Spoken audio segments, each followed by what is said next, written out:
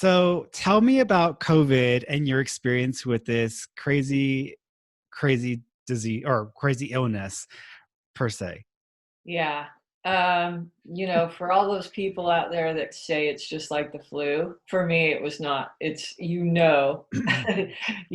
not the flu. But Mm, I I honestly, the way I got it is my ex-husband came over from Hawaii, and mm, um his brother was in hospice, so he flew over here to come see his brother, and he apparently was sick when he came over, mm, and I didn't think anything of it. I thought he just had the flu or something, and really wasn't thinking that much of it. And then I ended up taking care of him. I ended up having to take care of him for mm, some days, and then I went down shortly after that. So then I realized this wasn't your typical flu. But I ran the whole thing of the symptoms they talk about. So for me, mm, it started with a sore throat, and at first you think it's just a tickle in your throat or allergies or something, and then I got the sore mhm, throat, and then I kept thinking, it's just a sore throat. What are the odds that we would actually have this? And mm, then I sort of got worse, um, concerned enough that I think it was when I started getting the headache. I got this really horrible headache and couldn't shake that for about 3 days, and then wow, that's started a long getting time to have a lightheaded. headache. Yeah, it's just the headache is the worst. And then you get this. I got the body aches and the chills and that whole Mm, thing, and started taking my temperature, and they said, you don't probably have to worry about it till your temperature hits 100.5. And so of course my temperature was like right at mm, 100.5. um, so I decided I better call the doctor's office. I called urgent care actually and said, what should I do? Should I come in and get tested or what? And they asked me if I'd been out of the country. Because remember, this was really early, like the very, very beginning of March. yeah. Um, and so they said, have you been out of the country? I said, no. They said, have you been in contact with someone who tested positive? Not that I know of. And so they said, we can't test you. We don't have enough tests and we can't test you. So they said, self quarantine for 14 days.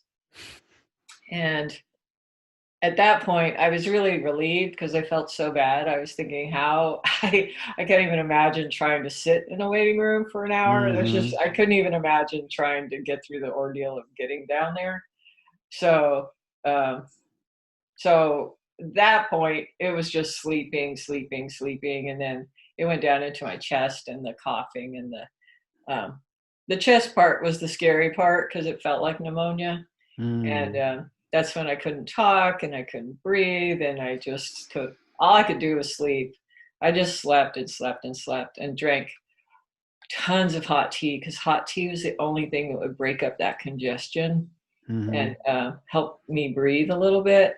No, and I never felt like I was in distress, like, oh gosh, I can't breathe, like having an asthma attack or having, like I never felt like I was in that kind of distress, but I couldn't carry on a conversation because I would get winded. I couldn't catch my breath.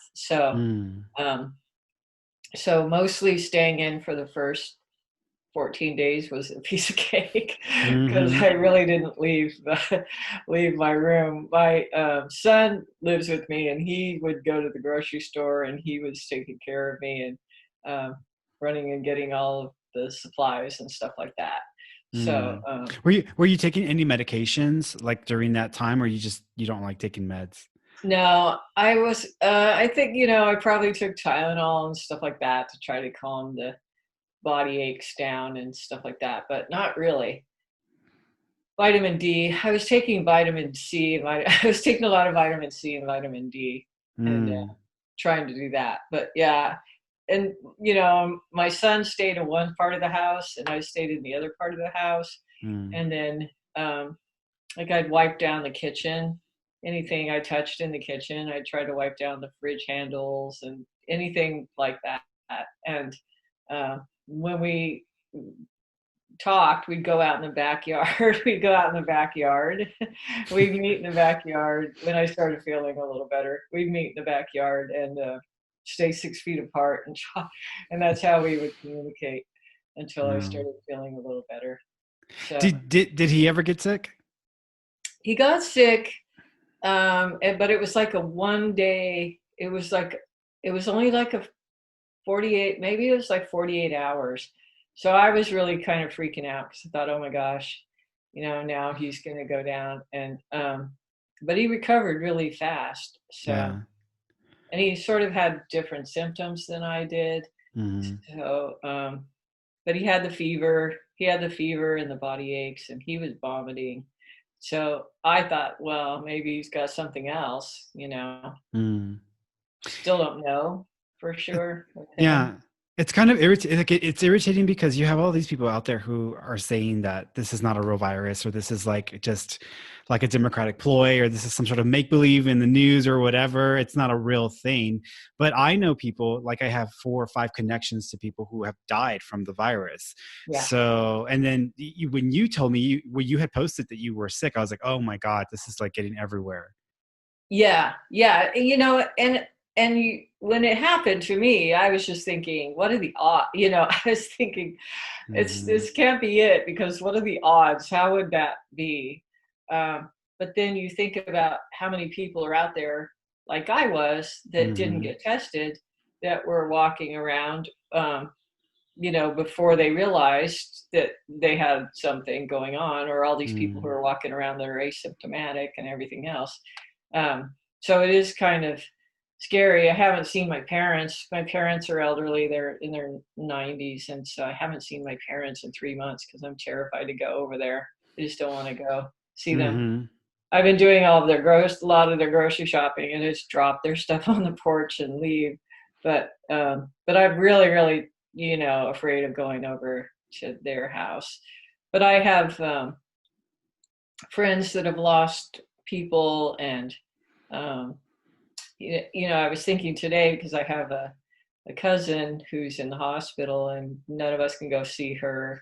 Mm. And there's all of these other backstory things that are going on that people aren't, unless you're affected personally, people are missing uh, all of that that's going on in the background.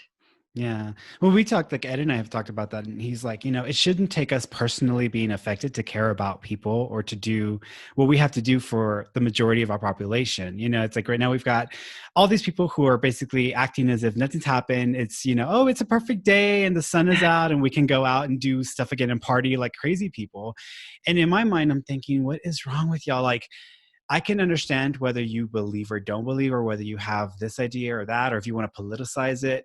But if someone tells me, hey, Ferny, there might be a situation going on. We don't know enough. We don't know if it's something that we really need to be concerned with, but could you just wear a mask to protect yourself or to protect others? And can you take precautions with disinfecting and cleaning? Because that way we can at least get some control so that if this is going to become an outbreak, at least we are ahead of the game. And I immediately will be like, yes, I'm not going to be like, my liberties are being interrupted, or I'm being abused, or y'all are Yeah, Nazis, y'all are trying to like control me. I'm not going to be that way because I'm like, okay, well, this is what is being asked of me. It's bare minimum. I can do this. I mean, just to consider it, because I'd rather err on the side of caution than to just say, screw y'all.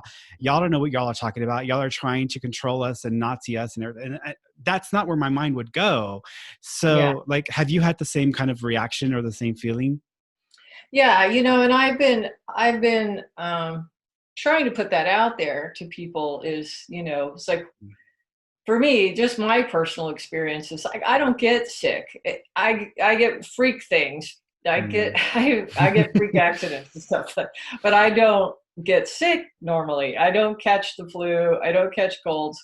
Around, I coach basketball. I'm around German kids all the time. I don't catch things. And I couldn't believe how fast and how easily I caught that.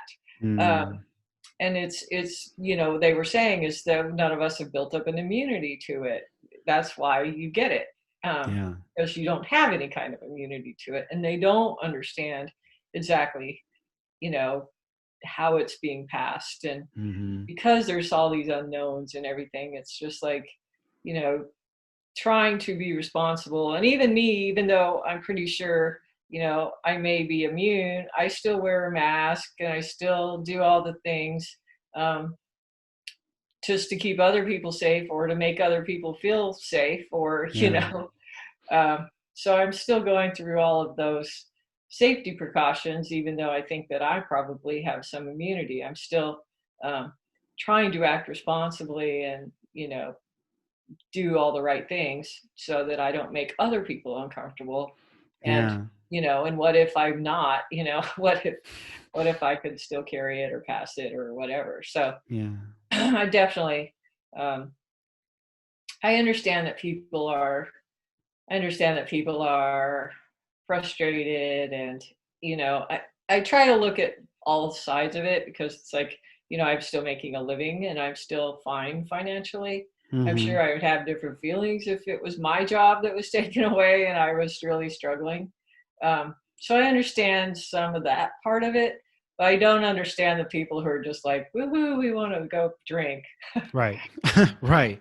Yeah, yeah. So I understand the frustration of those people. I have a dear friend that's a hairdresser, and I understand her frustration, of I've lost my income and I'm panicking. I get that Hmm. part. Um, but then, there are those other folks who are just wanting to go party and play and, you know. Yeah, yeah. And for people who don't know who you are, you're Pam Coronado. You're a professional psychic detective, and you've had your own series on shows on TV, and you've been on featured on Dr. Phil and so forth. And people are going to say, well, if you're such a good psychic, or if you're such a psychic detective, why didn't you know this was happening, or why didn't you know this was coming? And we actually started talking about this yesterday, Yeah, and yeah, how people don't always realize that we don't get to see our own lives the way we see for other people. And if something is like not in our sphere of reality, it's kind of hard to sense, we're not going to say tomorrow a meteor is going to, unless we're a crazy psychic, but a meteor is going to crash into earth tomorrow. It's not it's not part of our reality. But you were doing similar things that I was doing and prepping up to this, or getting up to this and we didn't even realize what we were doing until now that this yeah. has come out. We're like, oh. Well, one of the things for me that was so weird is I love what you just said about that, because it's like, I think it's really, when it's not something that's in your reality, anything that you can imagine, it's hard to intuitively perceive it because it's not something that you understand. But, Mm-hmm. I kept getting all the activity around it. So I kept Mm-hmm. seeing the effect it was going to have on the world. When I did a reading on 2020, I saw all this chaos and I saw a lot of the fallout, but I couldn't get what it was that was causing all of this. I just I was seeing all of this fallout, and I was seeing a lot of the stuff that was happening around it, but I couldn't see the actual, you know, pandemic, which is Mm-hmm. not something I've lived through in my lifetime. So, Mm-hmm. Well, and you said you were telling me that you had done this reading like in 2000, right? Because of Y2K, and back when yeah, they thought, Y2K, which it sounds like cleaning fluid, but Y2K, which turned out, that it wasn't the end of the world. The computer civilization that we support didn't collapse. So that was we didn't another, spin off our axis. The world was yeah, supposed to spin off the axis in two. yeah. Yeah, Yeah, and it's happened every few years. It's like it was 2000. First, it was 2000, and then there was 2012, which people were yeah, expecting the world to blow up at that point. And then they moved it to like 2014 or 2015, and then that didn't happen. And so now which this year has been, we thought last year was a bad year, and then this year came in. And we're like, the hell is going on this year? So you said yeah, that you had in 2000 you had done a reading on 2020, and that you thought that there was a different reason why you saw certain things. yeah. So I did a read on 2020, when the Y2K thing was happening. Mm. Did my light just go out? When Mm. Y2K happened, you know, there was all this stuff about, the world's going to fall off the axis or all the computers going to blow up and we're going to die. Mhm. I don't know what was happening, but I was like, let's just take a look at 2020 because it sounded like such a futuristic year. And I was Mhm. thinking, let's just take a look at 2020 and see what's going on. And at that time, remember too, we weren't as computer focused as we are now, Yeah. digitally connected. Um, Yeah. Well, most people didn't and even have, I mean, this was before iPhone. iPhone didn't exist in right, 2020, in yeah, 2000. in Yeah. 2000, Yeah. yeah, right. Everybody didn't have iPhones, so I um, I did that reading, and I'll never forget it. And I'm trying to find the written version of it somewhere, Mm. so that I can repost it. But I said that, I saw this village mentality where I kept seeing people hunkering down and staying close to home. And I felt Mm. like people were growing their own food and they were buying from local farmers markets and they were Mhm. staying in their own neighborhoods. And then nobody was jumping on airplanes to fly across the country to go to a meeting. And I kept talking about this is funny to me now because I kept talking about everybody having meetings in their living room, virtual meetings. I'm like, everyone's having virtual meetings in their living room. And this technology is allowing us to be able to do that. And it Mhm. reminded me of like, I kept thinking it was like Amish times with technology. I'm like, it's sort of, we're going backwards, but uh, that technology is keeping us connected. So I thought, what a interesting time. And, and I saw all of this and I was thinking, well, we're just trying to save the planet. That's why Mm. everybody's just trying to cut down on emissions and like, I was Right. like, this is like some big green movement. But what was interesting about it too was that it was like, it felt like I remember thinking that it was by choice, like that the community was doing this out of some sense of responsibility or that they were making these choices to, like, I really thought they were trying to save the planet is what I thought. Mhm. So who knew we were trying to save humanity is what we are doing. Mm-mm. But I yeah, was, this is pretty wild. yeah. Well, Edward and I were talking this, like, they're going to have to redo all of the catastrophic or like end of the world scenario movies after this because in all of these movies, it makes it seem like everybody is super coordinated and the government moves really quickly to get stuff done and everything's like happening really fast. And we're like scientifically like rolling out like vaccines within a matter of days or hours. And I was like, no. I think a few things have become so obvious to me after this is that one, for the majority of people that I'm noticing, they don't really care about anybody but themselves or about their Mhm. immediate circle. So they're like, what can I do for me? I don't really care about the rest of civilization. I'd rather, they all can die. As long as I'm okay. Like that's what I know. It's just a little bit heartbreaking. That I think has been the most heartbreaking experience of all of this is that even though there are a lot of people who are doing what they need to do to help everybody else, there's a lot of people who aren't and just don't even care and don't feel any sense of responsibility or sense of obligation for each other, And two, I think our government is nowhere near coordinated enough to handle this kind of No. situation. Like the idea that, oh, we're the US and we can knock this puppy out really quick. Like, no, I just haven't seen that at all. And there's And too many cooks in the kitchen. There's too many cooks in the kitchen to pull together some coordinated when you have, even me, even when I was trying to read the situation earlier, like mm, back in February, um, it's just like because it's everywhere and every single place and every single state and every city is going to have a totally different experience. So it's just like, and then you think of all the leaders in each of these different places, and they're all trying to coordinate something, and I'm mhm. just like, yeah, yeah, Yeah. it's Well, a mess.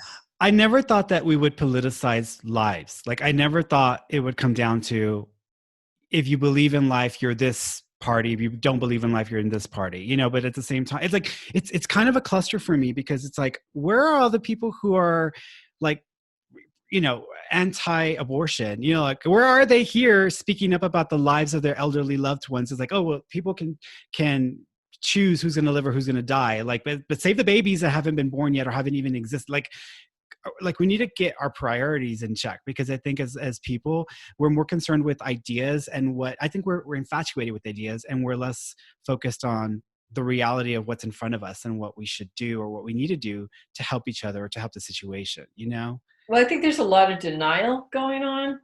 I think that there's a lot of denial going on, Mm. for one. But, you know, I saw the coolest thing the other day, and I was like, yeah, that really, really makes you think. Um, is somebody had said, you know, okay, what if an official person came to you and said, okay, you can be free, you can go out, you can do whatever you want, you can go shopping and you can go party and you can do everything you want, but you have to pick two people in your life that you're willing to sacrifice. Hmm. So name them, name two people that you're willing to put up on the block Hmm. so that you can go out now and have your freedom and do what Mm. you want to do. And I'm like, I don't know very many people who would, you know, other the mother-in-law jokes and stuff, but but Yeah. you know, I don't know very many people who would, you know, point to two people and go, okay, I'm willing to sacrifice those people Yeah. so that I can run around and have my freedom again. So Yeah, well, it's almost reminiscent of Germany. Like, I mean, even Germans, when World War II was going on and the concentration camps were on their own territory and land, a lot of them said they didn't know that this was going on, and they didn't believe the stories. And so they didn't yeah. realize that it had gotten to this point until they were shown these camps and saw all the bodies that were piling up. And I think that's the biggest problem is nobody trusts the government, no matter which party's involved. Yeah. There's always going to be this group of people who don't trust the government. They don't trust what they're being told. And Yeah. so if they're not on the front lines and they're not seeing it and they don't have somebody in their life that's experiencing it or whatever, then they, you know, just think it's all conspiracy. I've had people that I know who are friends and really, really intelligent people who've put things out, you know, like on Facebook and said, you know, do you actually know a person who's been affected or has lost somebody? And I'm like, hello. Yeah. Yeah, I do. Yeah. And you know, and I have a friend who lost both of her parents. They were in assisted living. Yeah. So, um, so for those people, you know, I'm like, yeah, it's a real thing. No, nobody's making it up. Nobody's trying to pull some fast one on you and whatever this, you know, one world government thing they're all afraid of or Yeah. whatever. Yeah. Well, I think people are ready. I think people are waking up to the idea that our sense of reality is not reality, and there's so much convolutedness and all of that, and I think they're reaching for anything that sounds like it makes more sense to them than what is currently the reality. And they're not listening to the government, they're not listening to the news, and so they're kind of like completely like embracing a lot of these conspiracy theories and these Yeah, conspiracy ideas like QAnon and all these different yeah, things, because either there are enough people screaming about it, they're like, this cannot not be true because there's so many people screaming about this or talking about this. And then you've got people who are getting on the bandwagon and trying to support those ideas. And then it just makes it even more complex. I think there's like 6 or 7 different conspiracy theories going on right now with what's going on. right. And my brain is just like, okay, even if those are like, even if it's 5G or it's QAnon or it's, you know, the world order or it's like population control or it's, you know, the beginning of the zombie apocalypse. I'm surprised I haven't seen that one pop up yet, because that was like the biggest one in the last last decade, zombie apocalypse. But I like all these have popped up and I'm just like, okay, I'm like, look, even if one of those is true, if someone says, can you just please wear a mask and just go out there and be careful, just in case you're wrong, I would still do Right, it, just right, because I'm right. like, Just I news. don't want to, it's not worth the risk. In my opinion, it's not worth the risk. Like a little bit of, if a little bit of being inconvenience is not worth me risking someone else's life or even my own, you know? Yeah. I agree. I think the problem is people don't see it that way. They just don't see that how their actions are affecting other people. So Yeah. that's the hard part because I think that they just can't see it, and it's hard to, um, you know, I deal with this a lot in the work that we do, and I've come to understand that seeing is not believing. Yeah. Seeing is not believing. It's like we we believe what we see what we believe. So Hmm. sorry, there's Boris. No, that's Boris. Oh, Boris. So we literally see what we believe, and then of Hmm. course we're going to read and see and be drawn to those things that um, confirm what we already think and what we already believe. So Yeah. we sort of just keep attracting those things that reconfirm what we're already thinking or believing. And so it's really hard to shift someone's sense of reality that way because um, they're just going to they're just going to keep seeing things that they think and they believe. Yeah. I think this is like one of those hiccups that I run into a lot with clients, especially in the spiritual community, because you got all of these shows that have gone out talking like there's the paranormal shows and all the shows that show the spirituality or the paranormal or supernatural experiences, and they kind of they Hollywoodize it or they turn it into some sort of a feature film story because it makes for better viewing.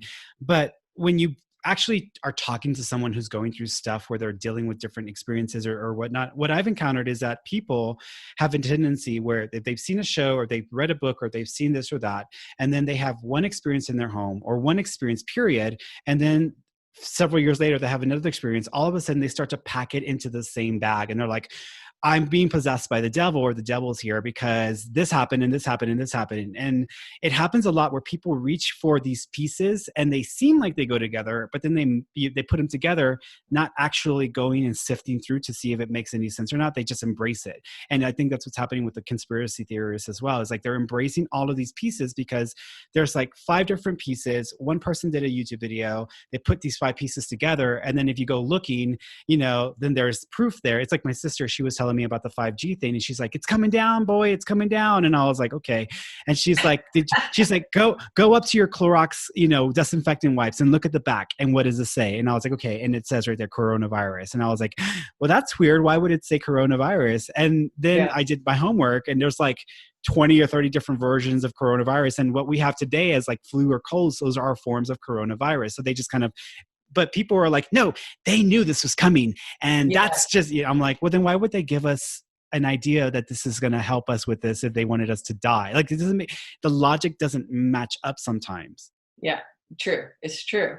Yeah. And I don't know what the answer is for that, because I don't know how to shift somebody's reality unless they're ready to it. Yeah. And unless they're ready for it, it's really tough to get somebody to sort of step back and look at something a little differently and shift their belief system because like I said they just they see what they believe, they keep seeing what they believe, and then it Yeah. just keeps reinforcing.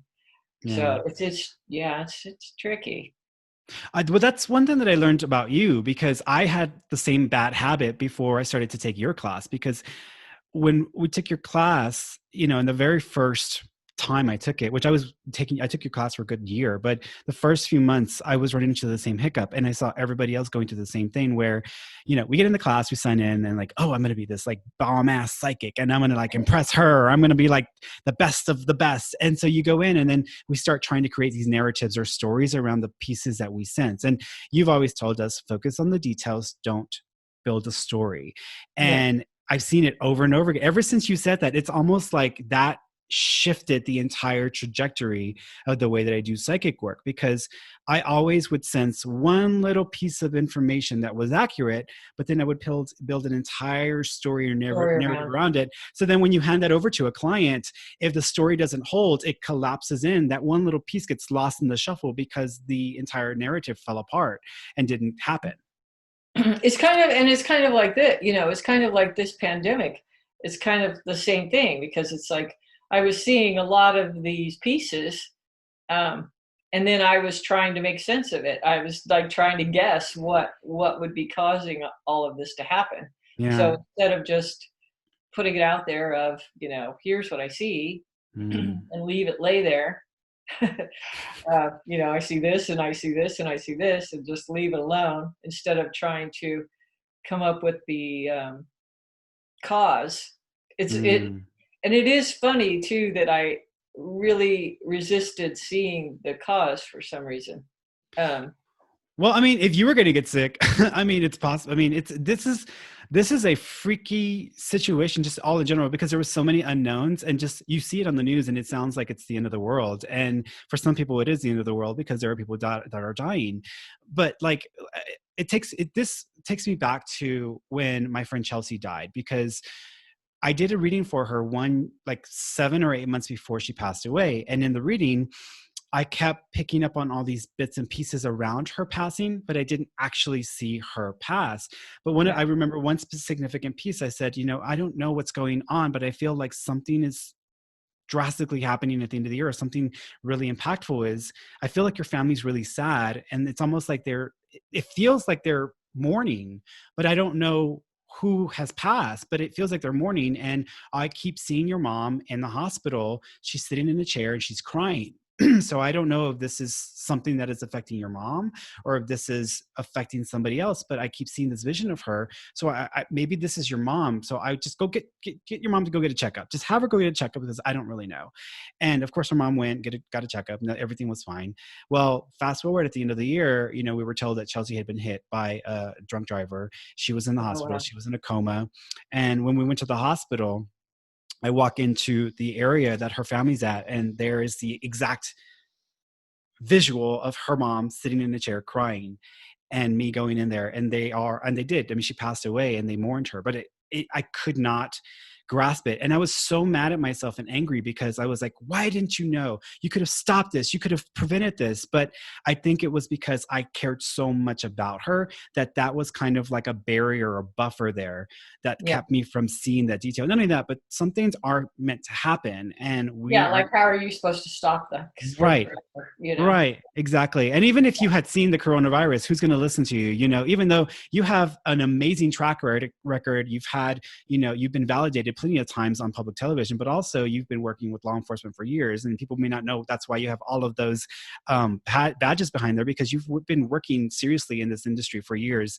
And yet, if a psychic says there's a weird coronavirus, like, which is what Sylvia Brown did, she said exactly that. And of Yeah. course, people don't always take that seriously, because they don't take us as seriously as sometimes we should be, when we have the receipts to prove that we can do this very well.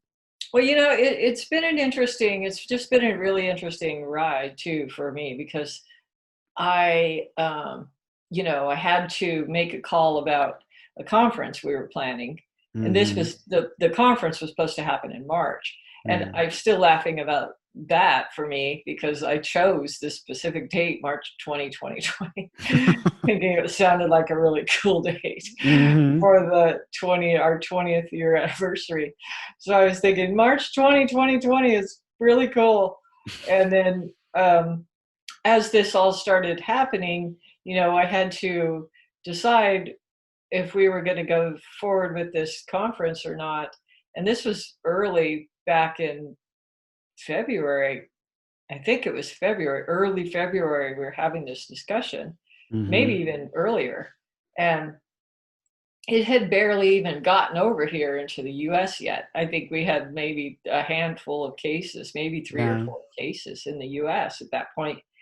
And I took a look at it, and you know, I had this weird sort of way of looking at it, because I was like, well, how am I gonna figure this out? So I asked to see a card. I was like, just show me a card. I know this is gonna sound crazy, but I was like, show me a card. So red would mean it's gonna blow up, and black would mean it's just gonna sort of dissipate and Mm. stop. Yeah. And I got the Ace of Hearts. I saw the Ace of Hearts, and I went, okay, that's not good. Because Yeah. Ace represents beginnings to me, Mm. so I'm like, Ace is beginnings, and then It's obviously red, which would mean to me that it's going to blow up. And then the heart, it's affecting people's hearts and lungs too, which I thought Yeah. was kind of interesting. But Yeah. so I kind of knew at that point this was gonna escalate. And then I saw the peak happening in April, coming down in May, and then I saw this reopening, and then people in July and August just going back to normal and acting like nothing had ever happened. It reminded me of like an earthquake. It reminded me of Mm. like people stumbling around after an earthquake and then going, "Did that even happen?" And then just going back to normal. Like I saw a lot of that sort of in June and July, Mm-hmm. and then the part that concerns me a lot is that I have this weird blank spot after that where I'm like having trouble seeing clearly again. So Mm. whenever that happens, I'm like, oh, Yeah, and that's always a scary. Like when I'm in session, I always see something, and if I don't see something, it's usually something pretty significant or beyond yeah, my comprehension of what could comprehension. exactly. Yeah, Because again, our sphere of reality controls like how much we're going to sense. And I last year, like I'd been.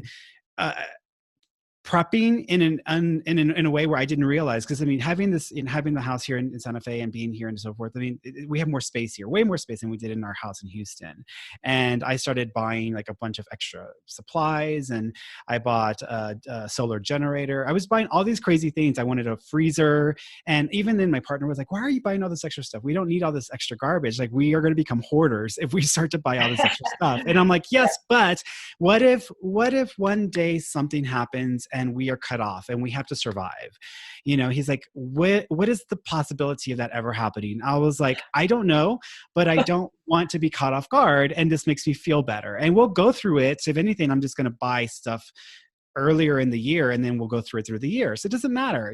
And so I got a freezer, and I had to work with him because I wanted a bigger freezer, he wanted a small freezer, so I ended up buying a smaller like freezer.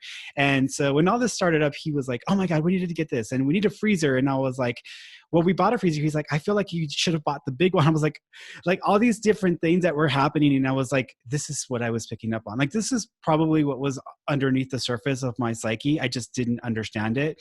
yeah, And I was doing the same thing you were doing. I would had a client, and she was supposed to travel to Japan in March. And I was like, she said, am I still going to Japan? And this was before this was even in the conversation. I think this was late last year. And I said, no, I don't see you going to Japan in March. She's like, what do you mean? I said, I don't know. I feel like something is going on in the region. I don't know what, but something regional is happening, and they're kind of rearranging, like flights aren't going out, or they're changing schedules, or people aren't flying out there. It's like there's like an avoidance of this. So I don't think you're going to go in March. I think you'll go, but probably later in the year or the next year, but I don't see you going in March. And so sure enough, then all these little other readings that I look back on, I'm like, oh my God, now I understand this. Now I understand that. Now I understand why I was seeing this. exactly. Because we don't always see the context. We sometimes just get the detail, but it's not within context. And you've taught, if anything, the most important thing you taught me is don't worry about the context, just focus on the detail. The detail is important. You get enough details, you can make an educated guess or an educated assumption, but focus on the details. And so I always do. And I never ask, well, why? Well, why? Well, why? I just say, well, this is what I'm Yeah, seeing.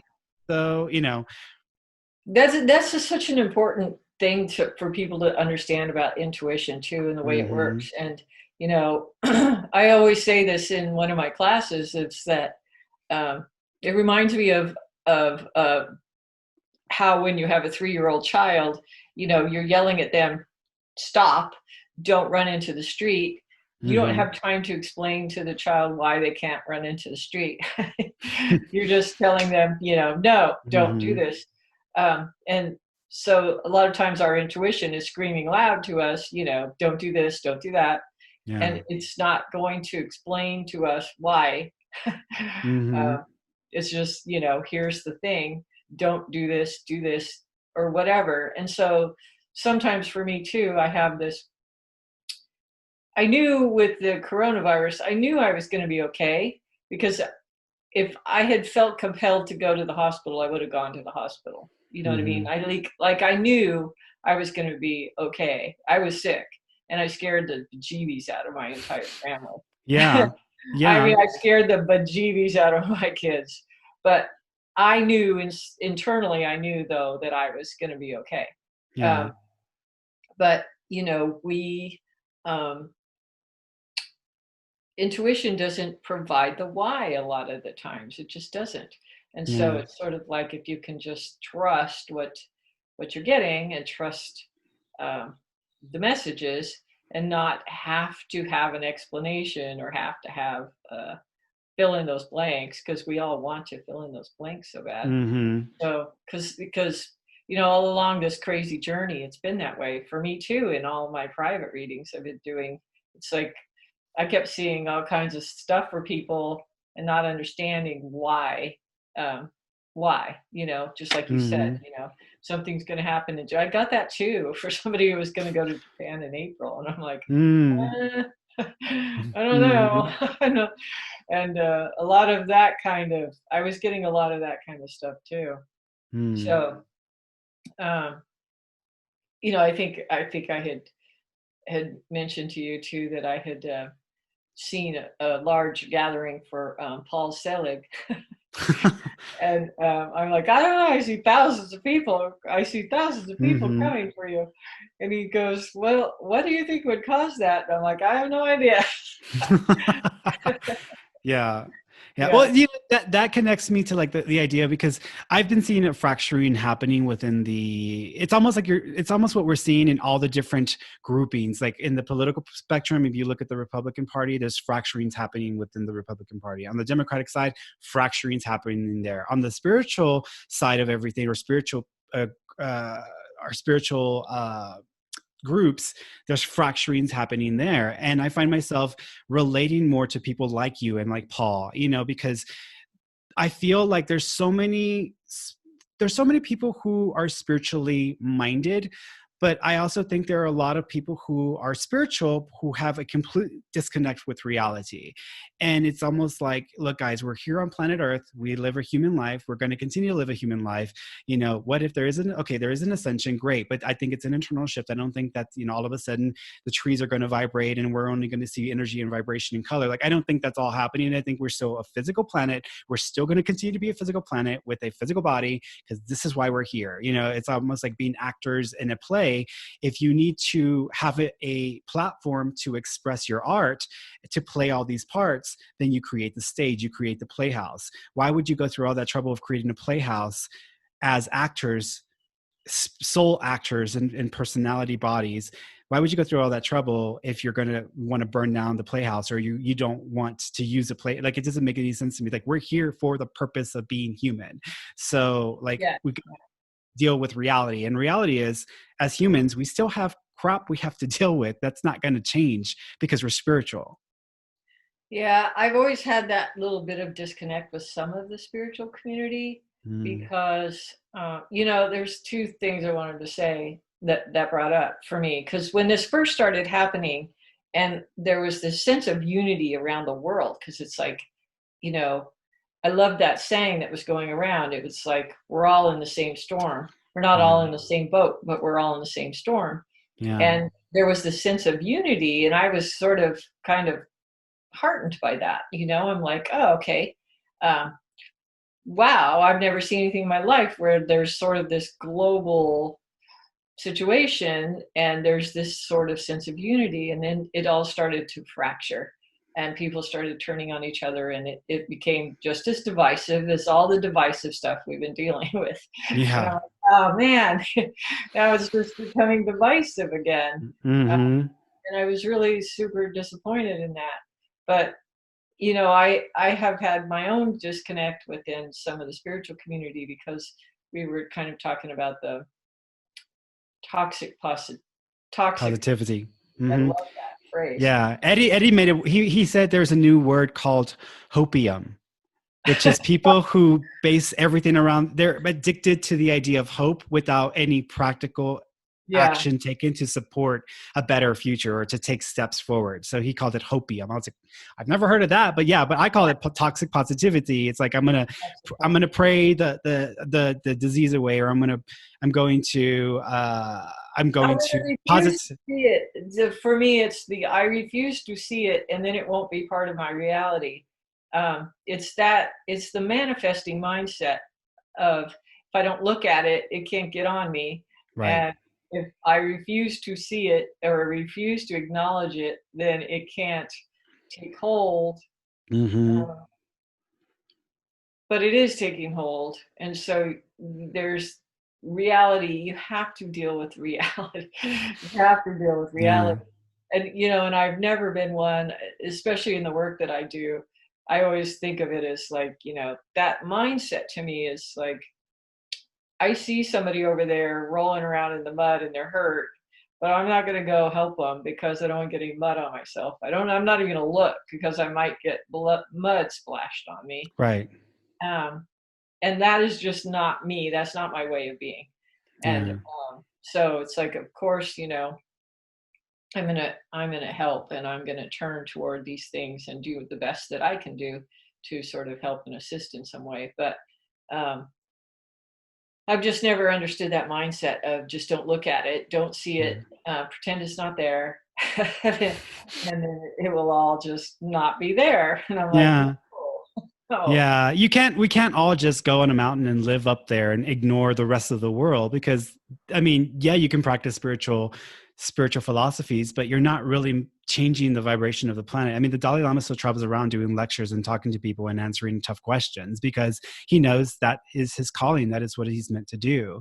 But yet you have people who they just put themselves in this category where I'm above it, and I don't want to talk to her. And I'm like, but they're still human beings. Like we're all still human. There's still something that connects all of us. You can't disconnect yourself from the collective and think that you're above it because God is the entire collective, in my opinion, or we are the collective. Like I can say, hey, I'll help you stay right there. I'll help you still.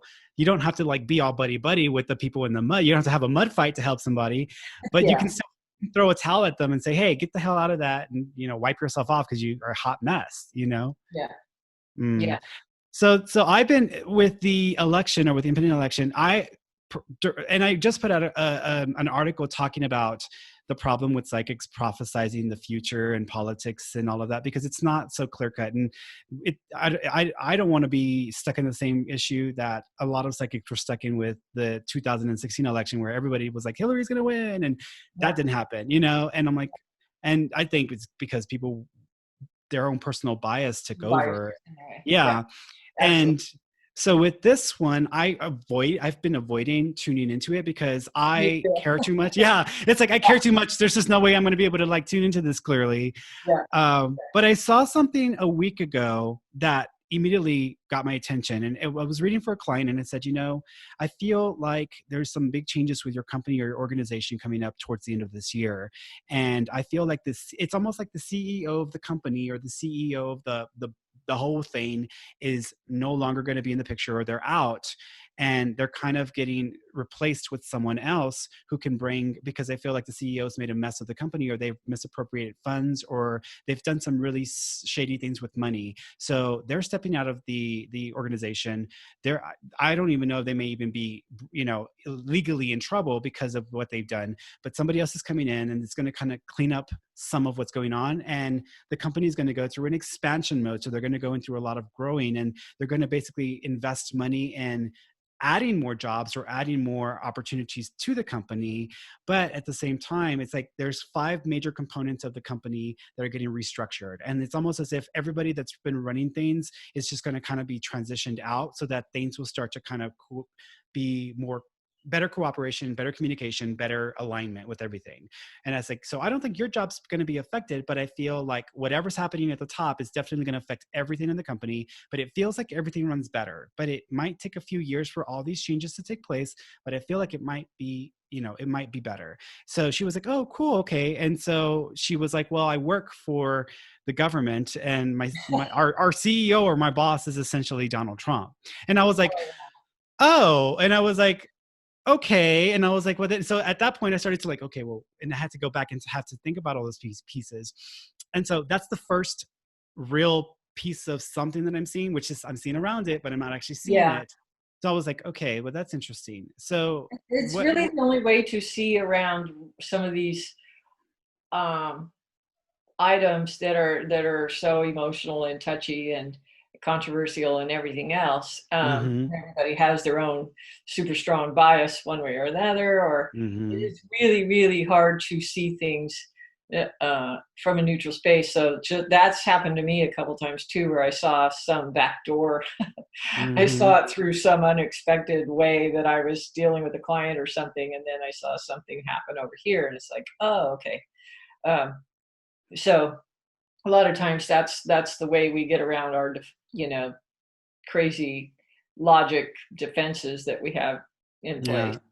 Yeah. Well, But yeah, you've got some good guesses or some good assumptions about what you think is going to happen with all of this. And you were talking about the financial or the stuff that's like the facade is going to come down. Or can you talk a little bit about that?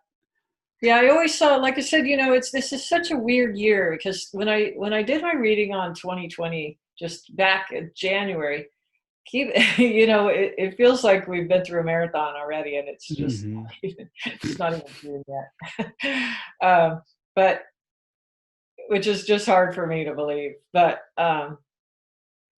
back in January, I I took a look at 2020, and it's funny because in that reading, I kept thinking, "There's not a lot going on. I kind of want to skip to 2021." I remember thinking that. I kept thinking, "There's not that much going on. I really kind of wonder what's going on in 2021." But I kept seeing this chaos. I saw the chaos starting in March, and I literally saw a circus tent, Mm. and I thought, well, I kept seeing circus tents, and um, now I'm wondering if I was seeing real tents, that they're setting up. Oh, yeah. Didn't think about that. Yeah. But I kept seeing this like I thought was a circus tent, and to me that represented just this chaos. And at the time, we were at the beginning of the year just still in the impeachment start phase. Hmm. And so I thought, it's just going to be more political craziness, and it's just going to keep coming. And I saw that. I kept thinking that in March because I knew the impeachment stuff would be over by February, and I'm thinking, what is going on in March? In March, and then I just kept seeing wave after wave of it. And it felt like that would go on the entire year until we got to November. I Mm. just kept thinking every time we regroup, there'd be another wave of something. And I couldn't see what that something was. It was just always knocking us off balance somehow. And, I kept seeing that throughout the whole year of 2020. And then when I get to November, I kept seeing just this sort of collapse. Um, and I'm talking economic, I just felt like Mm. there was this big economic change coming in November and December. Like November and December were kind of shaky. So I kept thinking, somehow it reminded me of the 2008 real estate collapse Mm. where the government was throwing all this money at something and trying to prop it up and keep it from falling. I knew back then that that was going to happen. And this time, I kept seeing that same sort of thing where I'm like, yeah, they're going to be throwing money. I couldn't figure out why they were throwing money at something to stabilize the economy, but I definitely felt like it was like a sort of a false sense of stability that we were Mm. seeing, just like throwing money and trying to stabilize and trying to keep everything afloat. And I felt like I kept seeing that for the economy for 2020. And then boom, come November, I felt like that system just kind of falls apart. Mm. So that was my first thought of, you know, are we going to have a change? Are we going to have a change in leadership? And that's going to cause all that disruption. I really don't know. To this day, I'm like, I'm not going to guess. I'm not going to guess at what it is. I've learned that lesson already. But Yeah. I do feel like, you know, that's pretty solid. I feel like come the end of the year, November, December, the economy's just going to tank. And I was thinking, my God, if it's not tanking now, this is the Yeah. good part. If this is Yeah. the good part, like, what does that look like? So, Yeah. so yeah, I am a little confused about what exactly is going to happen, but I do feel like there's going to be some sort of a major shift happening in November for sure. Yeah.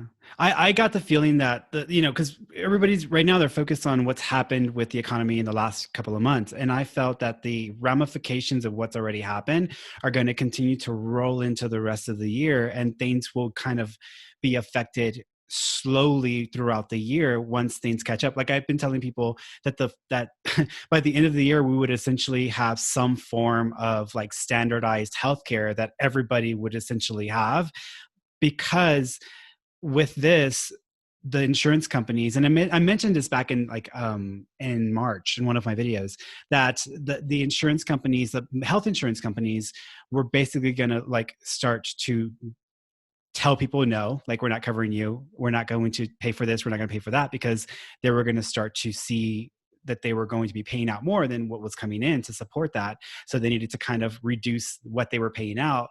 That was going to start to create issues within the with laws and stuff. But at some point, the health insurance systems or companies would start to collapse because they just did not have enough money to support themselves, which would immediately start to affect the medical organizations, because they basically base their income and all the money that they receive through through those relationships with the medical community. And so I was like, that's not good, because at that point that puts the entire medical industry on the verge of collapse. So I was like, okay, I saw the government stepping in to just prop up the insurance companies, but if they just do that, people are just going to really start to not like that at all. So to make it look, and you said this yesterday when we were talking, that they were going to make it look like they were helping or they were trying to make things look a certain way, but in fact they were just trying to like bail out or pay these companies that were basically on the verge of collapse. And I was like, that makes sense, because I saw them basically bailing out the medical insurance company and one of the airline industries, or one of the airline companies, but the medical insurance companies, and paid them directly. But they would basically say, we have to give everybody some form of like medical insurance just so that they have a basic form of it. And that way they could be billed for additional services beyond that. And there would be like 3 tiers or whatever. So I was like, oh my God. So I was like, by the end of this year, we might end up with the Medicare for all type of arrangement, just because they want to help to stabilize or keep the medical insurance companies afloat. And then with the airline industry, I saw the government basically subsidizing or supporting one carrier, which was the carrier that had the most connections or the most influence, and propping it up, making it like the national carrier, just to keep that industry up in some way until the rest of it started to kind of like build itself back up. So what you were telling me yesterday when we had our conversation, I was like, okay, she's seeing the same stuff I'm seeing in Mm-hmm. different ways. And I saw it as kind of like a rolling financial It's definitely a crisis. rolling financial, it's just because Yeah. I saw that clearly, that it's like once we get, oh, stop my thing. Yeah. uh, Let's see. once we get through I knew that once we got through the virus part of it and people, started going back to work and Mm. people started going out there again and all of that, I still saw that, it's not over. Like now, all the economic fallout and all of this cascade of stuff that's going to sort of follow is just beginning, right? Yeah. So I definitely felt that way. I was going to ask you too, because I've seen this. For me, a lot of times it's a timing thing too. Is a lot of times I'll see something and it seems like it didn't happen, but then it'll happen like 2 or 3 years later. Um, Mm-hmm. so I've always um, had this feeling like I've been seeing it way off in the distance, and I was going to ask you how you feel, but I've been seeing it way off in the distance, and I've always felt like eventually, and this came up, I think, back in 2000 when I was looking at 2020, is I kept thinking eventually the way that we handle money in the economy and the way we operate, I felt like that is going to shift at some point, and we're not going to Mm. be reliant on money the way we were reliant on money now. Yeah. Yeah, so I mentioned this in one of my videos for the future. I think it was the second 2020 video that I did about future things. I said that we were going to be switching over. I felt like a major country was going to back up or basically buy into a cryptocurrency, but it was going to be based on a point system. And so the idea of cash and money the way we know it is gone. And I felt like over the next 2 years, there was going to be this gradual transition. So once one of the major countries buys into it, which I thought at this point would probably be Japan, that they would buy into this cryptocurrency, then other countries would form a pact with them to standardize that cryptocurrency. And it's essentially trying to prevent the inflation or the manipulation of money. Because if you have one major country like I'm sorry, China, I thought it was going to be China supporting the cryptocurrency market, but they can mess with the numbers. They can do whatever they want. But if you have the system set up where you have other countries that buy into it, but they are the check and balances. So if one company notices that the numbers are off, they basically check each other and they keep each other aligned to the standardized form of cryptocurrency or currency or point system. And then at some point, the government or the US would buy in because they had no choice. They would have to buy in because they basically would go bankrupt if they wouldn't. So I kept seeing us switching over to this weird point system so that we basically had points versus like money or dollars that we would be using. Yeah, yeah, that's interesting because I've always felt like that's going to shift, and I feel like this whole thing is sort of gonna put us on that track, Yeah. where just the way money is handled, because it really felt like we were going to enter into more of a barter, or not a barter, but more of a, like you said, like some sort of point Yeah. system or something. Yeah, there's like a value system. It's like a new value system that isn't based on dollars and cents. It's based on like basically like what you do or what you are entitled to based off of the this weird point system. And something that you said also that was interesting is you said that we were going to be living closer to home, which makes sense for this year. But I felt like this was going to become an ongoing trend because when I was a kid, I used to draw pictures of what the future looked like. And I used to draw these circles in like the middle of nowhere and these weird circle cities or these circle developments where it was essentially a circle of residences and then every circular like area or territory there were like basic things that were part of every centric circle. Like every circle had a medical facility, every circle had a grocery store or whatever. Every circle had a school. Every circle had such and such instead of things being scattered out or being built the way that we have it out now. So it matches up to where you were talking about. I was like, maybe this is the beginning of all of that. But so for people who want to find you, where can they find you? They can find me at www.pamcoronado.com. And yep, I've been around doing readings for for people who try to figure out how to navigate this whole craziness, and always teaching psychic development classes. Yeah. And I will say that you by far are the best psychic teacher I have ever known, ever met. And I base the success of my career on just taking your class and being with you for a year because that changed everything for me. So I really like would tell people like if you want to learn like psychic detective, which is not an easy job at all. And I always tell you like I have so much props for you because you get to work like when you work with law enforcement, all that, like that is so emotionally like it's a lot, and you handle it with such grace, you're like, oh, I'm working on this case in Australia, and I'm like, it's so emotionally like overwhelming. So Yeah. it's something you are just unique to, and not everybody can do that. So, But yeah, what I love about that too, it's like, and you're a great example of that too. It's like when you learn those fundamentals, whether you're applying it to whatever you're applying it to, whether you're applying it to a mediumship or you're applying it to psychic readings or remote viewing or whatever it is somebody wants to apply those things to, it yeah, crosses over. It's a basic understanding that crosses over to whatever, you know, just like you said, learning not to make up stories and create all of this um, logic noise that gets in the way of what actually is coming in. So hmm it all crosses over to whatever modality you want to use. yeah. Well, thank you for being on the podcast, and I Yeah, really appreciate you, and I love you so very much. I appreciate And it. It's always so fun to talk to you. Thank you. Thank I'm you. proud of Well, all the work that you're doing. You've come a long way. It's just amazing. It's amazing, and your accuracy and your detail is just incredible. So well, kudos. thank you. You gave me permission. So Yeah, you said, Fernie, don't, look over there. Look over there. Like, where? Look right here, Fernie, right here. We need you to look right here. So, well, I yeah. love you and thank you for being on. You're very welcome.